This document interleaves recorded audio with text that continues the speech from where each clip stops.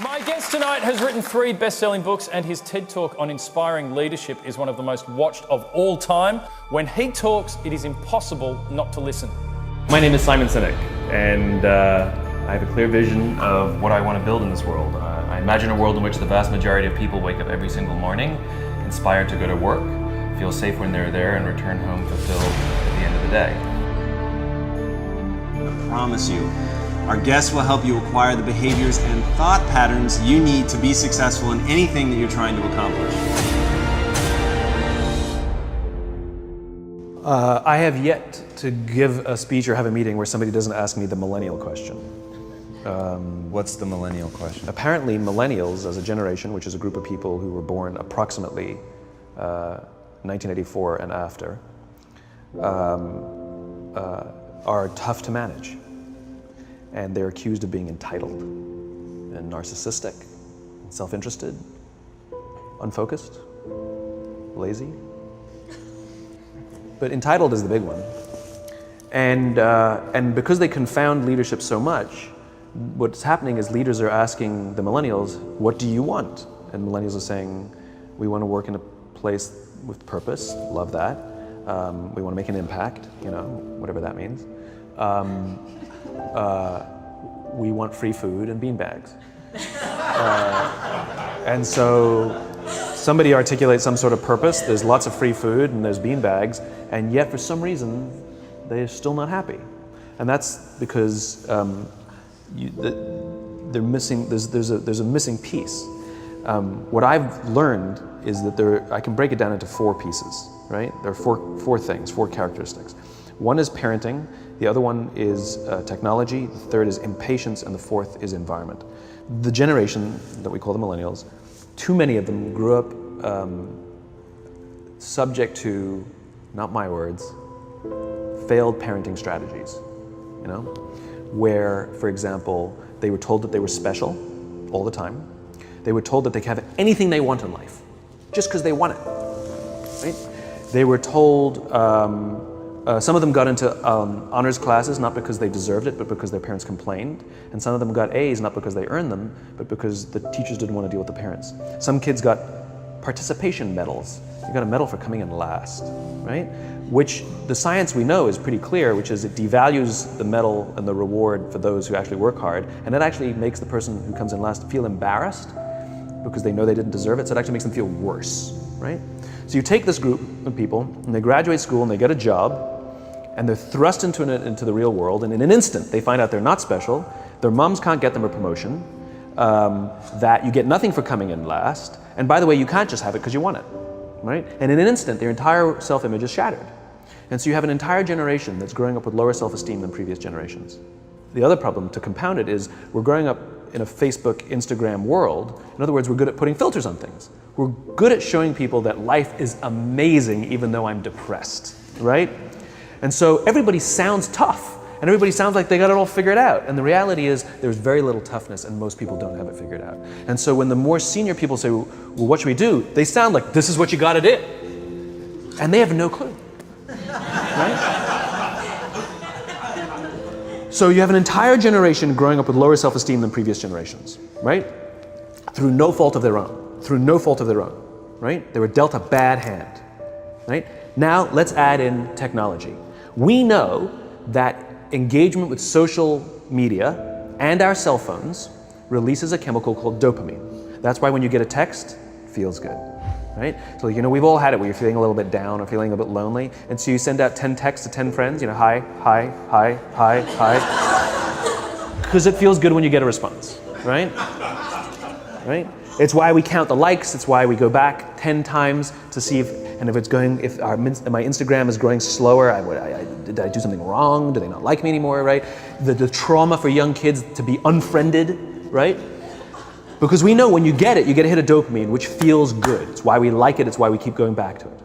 Dopamine is the exact same chemical that makes us feel good when we smoke, when we drink, and when we gamble. In other words, it's highly, highly addictive, right? We have age restrictions on smoking, gambling, and alcohol, and we have no age restrictions on social media and cell phones, which is the equivalent of opening up the liquor cabinet and saying to our teenagers, hey, by the way, this adolescence thing, if it gets you down. But that's basically what's happening. That's basically what's happening, right? That's basically what happened. You have an entire generation that has access to an addictive, numbing chemical called dopamine through social media and cell phones as they're going through the high stress of adolescence. Why is this important? Almost every alcoholic discovered alcohol when they were teenagers. When we're very, very young, the only approval we need is the approval of our parents.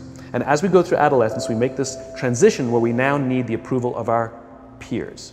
Very frustrating for our parents, very important for us. It allows us to acculturate outside of our immediate families into the broader tribe, right? It's a highly, highly stressful and anxious period of our lives, and we're supposed to learn to rely on our friends. Some people, quite by accident, discover alcohol and numbing effects of dopamine to help them cope with the stresses and anxieties of adolescence. Unfortunately, that becomes hardwired in their brains, and for the rest of their lives, when they suffer significant stress, they will not turn to a person, they will turn to the bottle. Social stress, financial stress, career stress, that's pretty much the primary reasons why an alcoholic drinks, right? What's happening is because we're allowing unfettered access to these dopamine-producing devices and media, basically it's becoming hardwired, and what we're seeing is as they grow older, too many kids don't know how to form deep, meaningful relationships. Their words, not mine. They will admit that many of their friendships are superficial. They will admit that their friends, that they don't count on their friends, they don't rely on their friends, they have fun with their friends, but they also know that their friends will cancel on them if something better comes along. Deep, meaningful relationships are not there because they never practice the skill set, and worse, they don't have the coping mechanisms to deal with stress. So when significant stress starts to show up in their lives, they're not turning to a person, they're turning to a device, they're turning to social media, they're turning to these things which offer temporary relief. We know, the science is clear, we know that people who spend more time on Facebook suffer higher rates of depression than people who spend less time on Facebook, right? These things balanced. Alcohol is not bad, too much alcohol is bad. Gambling is fun, too much gambling is dangerous, right? There's nothing wrong with social media and cell phones. It's the imbalance, right? If you're sitting at dinner with your friends and you're texting somebody who's not there, that's a problem. That's an addiction. If you're sitting in a meeting with people you're supposed to be listening to and speaking, and you put your phone on the table, face up or face down, I don't care, that sends a subconscious message to the room that you're just not that important to me right now, right? That's what happens. And the fact that you cannot put it away is because you are addicted, right? If you wake up and you check your phone before you say good morning to your girlfriend, boyfriend, or spouse, you have an addiction. And like all addiction, in time, it'll destroy relationships, it'll cost time, and it'll cost money, and it'll make your life worse, right? So you have a generation growing up with lower self-esteem that doesn't have the coping mechanisms to deal with stress, right? Now you add in the sense of impatience, right? They've grown up in a world of instant gratification. You want to buy something, you go on Amazon, it arrives the next day. You want to watch a movie? Log on and watch a movie. You don't check movie times. You want to watch a TV show? Binge. You don't even have to wait week to week to week, right? I know people who skip seasons just so they can binge at the end of the season, right? Instant gratification. You want to go on a date, you don't even have to learn how to be like, hey. You don't even have to learn and practice that skill. You don't have to be the uncomfortable one who says yes when you mean no, and says no when you mean no, and yes when you don't have to swipe right. Bang, I'm a stud. Right? You don't have to learn the social coping mechanisms, right? Everything you want, you can have instantaneously. Everything you want, instant gratification, except job satisfaction and strength of relationships. There ain't no app for that. They are slow, meandering, uncomfortable, messy processes. And so I keep meeting these wonderful, fantastic, idealistic, hardworking, smart kids. They've just graduated school. They're in their entry-level job. And I sit down with them and I go, how's it going? They go, I think I'm gonna quit. I'm like, why? They're like, I'm not making an impact. I'm like, you've been here 8 months. You know? It's as if they're standing at the foot of a mountain and they have this abstract concept called impact that they want to have in the world, which is the summit. What they don't see is the mountain. I don't care if you go up the mountain quickly or slowly, but there's still a mountain. And so what this young generation needs to learn is patience. That some things that really, really matter, like love, or job fulfillment, joy, love of life, self-confidence, a skill set, any of these things. All of these things take time. Sometimes you can expedite pieces of it, but the overall journey is arduous and long and difficult. And if you don't ask for help and learn that skill set, you will fall off the mountain, or you will, the worst case scenario, and we're already seeing it. The worst case scenario is we're seeing an increase in suicide rates.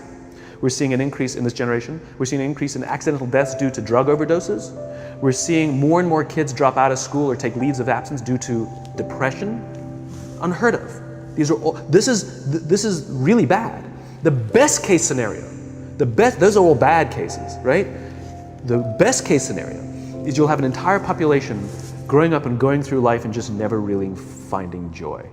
They'll never really find deep fulfillment in work or in life. They'll just waft through life and it'll be just, it's fine. How's your job? It's fine, the same as yesterday.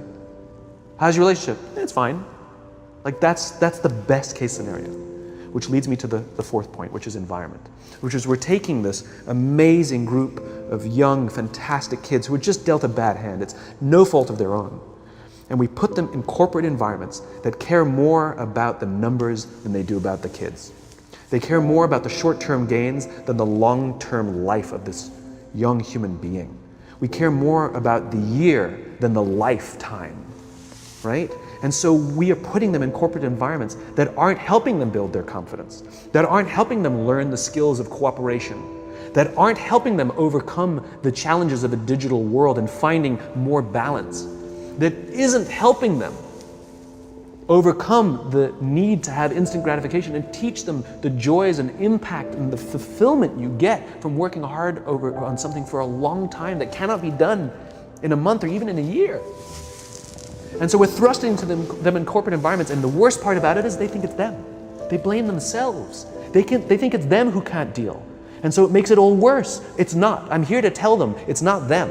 It's the corporations, it's the corporate environments, it's the total lack of good leadership in our world today that is making them feel the way they do. They were dealt a bad hand, and I hate to say it, but it's the company's responsibility. Sucks to be you, like we have no choice, right?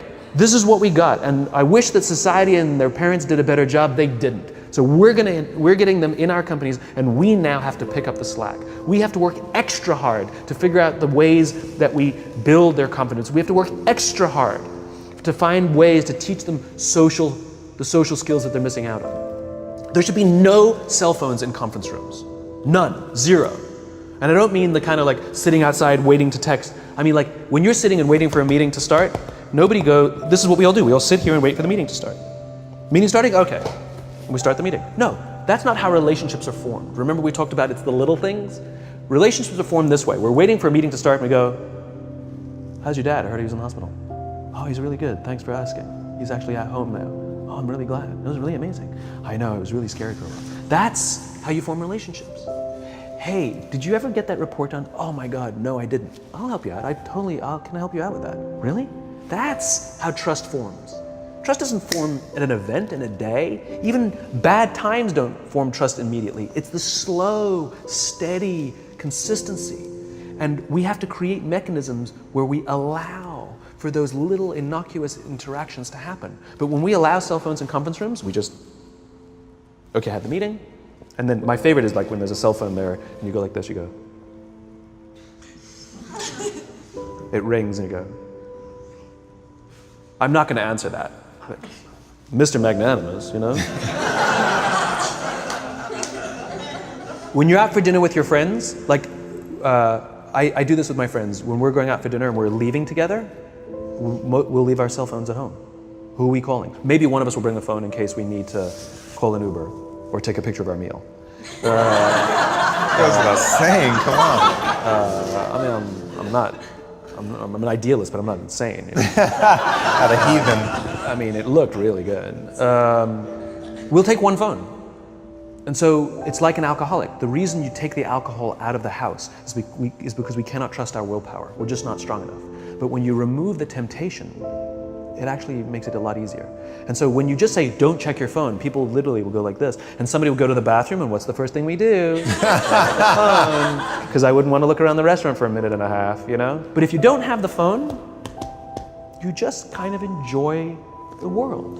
And that's where ideas happen. The constant engagement is not where you have innovation and ideas. Ideas happen when our minds wander and we go, and you see something, I bet they could do that. That's called innovation, right? But we're taking away all those little moments, right?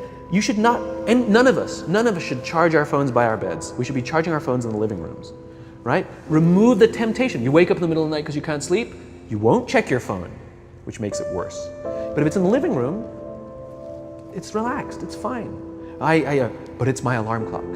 Buy an alarm clock. They cost $8, right? I'll buy you an alarm, right? But the point is we now in industry, whether we like it or not, we don't get a choice.